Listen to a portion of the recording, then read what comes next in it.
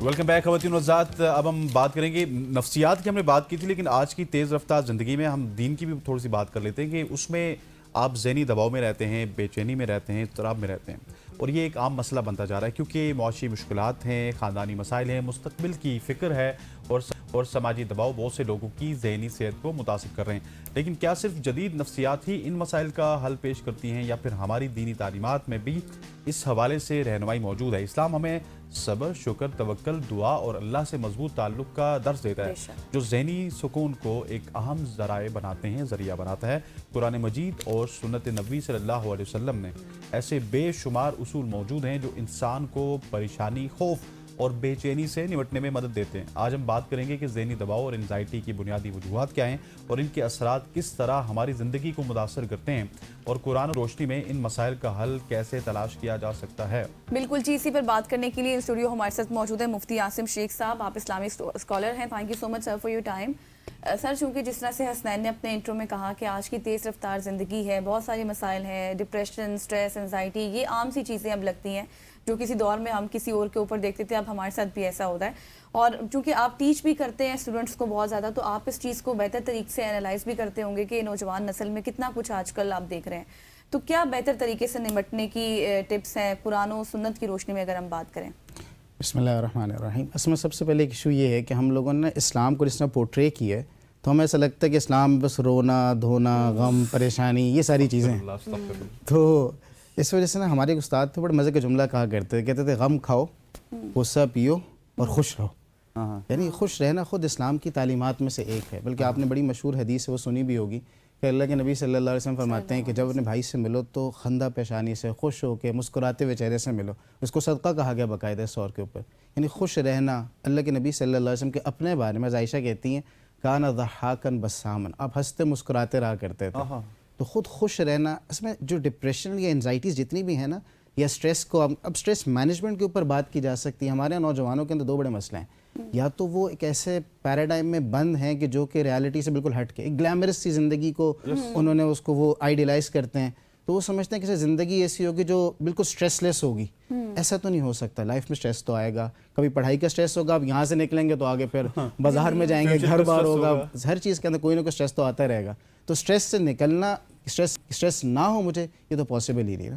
Stress management ہے. اب اسلام بھی آپ کو اسٹریس مینجمنٹ کا درس دیتا ہے کہ آپ نے اسٹریس کو کیسے مینیج کرنا ہے, اپنے آپ کو ڈپریس نہیں ہونے دینا, ڈیمورلائز نہیں ہونے دینا اپنے آپ کو, ہر وقت move on move on move on.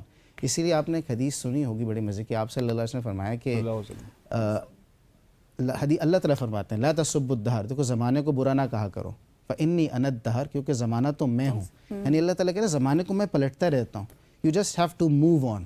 آپ کو موو آن کی جو ٹیکٹکس ہے نا, اگر آپ کے ذہن کے اندر یہ آ جائے تو آپ ہر چیز سے گزرتے جاتے ہیں. میں آپ کو ایک یہ شعر بھی اسی کی نسبت میں ہے کہ وہ کیا کہتے ہوتے ہیں کہ جس حال میں جینا مشکل ہے اس حال میں جینا لازم ہے. یعنی یہ بیسکلی اپنا وہ سیلف موٹیویشن ہے نا ساری کی ساری. You have to move on. یعنی کسی وقت میں آ کے کولیپس کر کے گر جانا, اٹس ویری سمپل, یہ تو ہر بندہ کر سکتا ہے. اصل میں کام تو چلنا آگے. آپ نے سنا بھی ہوگا ایک ہمارے کہتے ہیں نا کہ سوگ جو ہے وہ 3 دن ہے.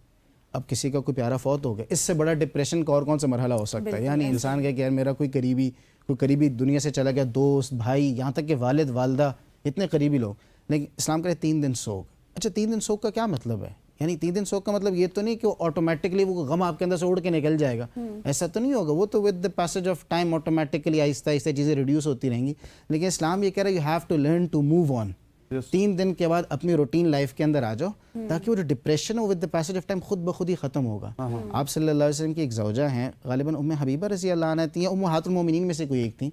ان کے بھائی کا انتقال ہو گیا تو انہوں نے 3 دن گزر گئے. 3 دن بعد انہوں نے کچھ خوشبو منگوائی اور پراپر تیار ہوئی, خوشبو وغیرہ لگائی اپنی, اور پھر لوگوں سے کہا کہ دیکھو بات یہ ہے کہ مجھے خوشبو کی ضرورت کوئی نہیں تھی ابھی. میں سے یہ بتانا چاہ رہی تھی کہ اللہ کے نبی صلی اللہ علیہ وسلم نے کہا کہ 3 دن سے آگے سوگ نہیں ہے. تو میں پریکٹیکلی کوئی سوگ نہیں دکھانا چاہتی. دل میں درد افسوس تو موجود ہے لیکن you just have to move on. چلتے رہیں گے, آٹومیٹکلی چیزیں جو نا خود بخود ہی ختم ہوتی رہیں گی. بلکہ اگر آپ تھوڑا سا اور ڈیپتھ میں سیرت کو پڑھیں نا تو آپ صلی اللہ علیہ وسلم نے صحابہ کو پراپرلی ایسی چیزوں کے اوپر موٹیویٹ کیا, خود لے کر آئیں کہ وہ ڈپریشن ختم ہو ان کا. یعنی آپ صلی اللہ علیہ وسلم کی زندگی میں جو مسلمانوں کو سب سے زیادہ جس جنگ کے اندر نقصان ہوا, آپ کہہ سکتے ہیں وہ احد کا غزوہ احد تھا.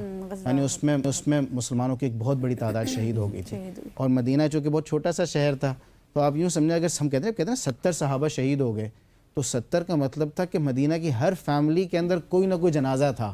یوں کہہ سکتے ہیں آپ. کسی کا تھوڑا سا دور کا رشتہ دار ہو, کسی کے قریب کا ہوگا, کسی کے ایک گھر کے تو 2 جنازے بھی ہوں گے. تو وہ اور جو یہ تو جنازے تھے, اس کے علاوہ جو لوگ زخمی تھے وہ الگ تھے. جب وہ سارے واپس آئے تو obvious سی بات ہے کہ جب آپ اس طرح کی کنڈیشن سے واپس آئیں کہ اور 180 کے اوپر پوری ساری جنگ کا پاسا پلٹ گیا, آپ جیت رہے تھے, ایک دم سے آپ ہارنے کے اوپر آ گئے, یہاں تک کہ کافر آپ صلی اللہ علیہ وسلم کے قریب پہنچ گئے, تو بہت ڈپریس سے ایک انوائرمنٹ تھا پورا وہاں پہ. تو اتنی دیر مسلمانوں کو خبر ملی کہ جو یہاں سے ابو سفیان واپس جا رہے تھے, ان لوگوں نے وہاں پہ جاتے ہوئے سفیان نے لوگوں کو جمع کیا اور کہا کہ یار ہم واپس کیوں آ رہے ہیں, ہم مسلمانوں کو ختم کر کے ایک دفعہ آتے ہیں. تو ایک غزوہ جس کو کہتے ہیں غزوہ حمراء الاسد اس کا نام رکھا گیا ہے. تو اللہ کے نبی صلی اللہ علیہ وسلم کو خبر پہنچی کسی ذریعے سے, تو آپ نے صحابہ سے کہا واپس جانے. اچھا. اور کہ واپس وہی لوگ جائیں گے جو عہد میں ساتھ تھے, اور نیا بندہ نہیں چاہیے ہمیں, وہی لوگ چاہیے جا. اب یہاں بندہ سوچتا ہے کہ آپ صلی اللہ علیہ وسلم نے انہی لوگوں کو کیوں دوبارہ اٹھایا, کیونکہ آپ صلی اللہ علیہ وسلم چاہتے تھے کہ یہ اسٹیٹ آف ڈپریشن میں نہ چلے جائیں کہیں. ان کے اندر you have to move on. آج اگر کوئی برا وقت آ گیا تو کل اس سے اچھا وقت بھی آئے گا. ہر مشکل کے بعد آسانی ہے. ان مع العسر یسرا, تو اللہ تعالیٰ قرآن میں بھی کہتے ہیں کہ ہر مشکل کے بعد آسانی, بلکہ ہر مشکل کے بعد 2 آسانی ہیں. آپ جب اوپر ایک ریمپ پہ چڑھتے ہیں نا اوپر, تو آگے والا ریمپ نیچے جا رہا ہوتا ہے آٹومیٹکلی.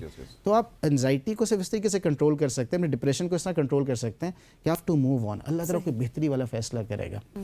بالکل چیز کے اندر. اور یہ جو ہم بہت زیادہ ایک چیز کو سٹریس لے کے نا اسی کے اوپر پھنس جاتے ہیں, اس کو کس طرح سے ہمیں وہ کرنا ہے؟ مطلب کہ ہم کہتے ہیں نہیں یہ کرنا ہی کرنا ہے, اور وہ بیسیکلی جب ہم کس سے مشورہ دیتے ہیں وہ کہتے ہیں یار یہ تمہاری ضد ہے, باقی کچھ نہیں ہے.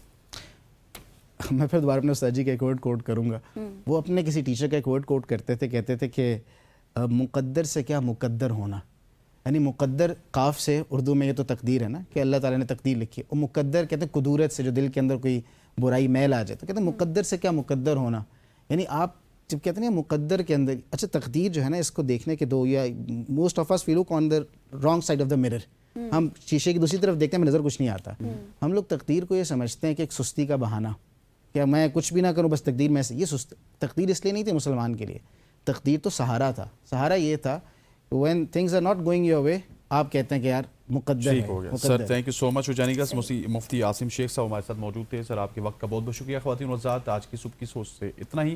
مجھے غزل اشرف کو اور ہماری پوری پروڈکشن ٹیم کو منڈے تک کے لیے اجازت دیجیے. اللہ حافظ.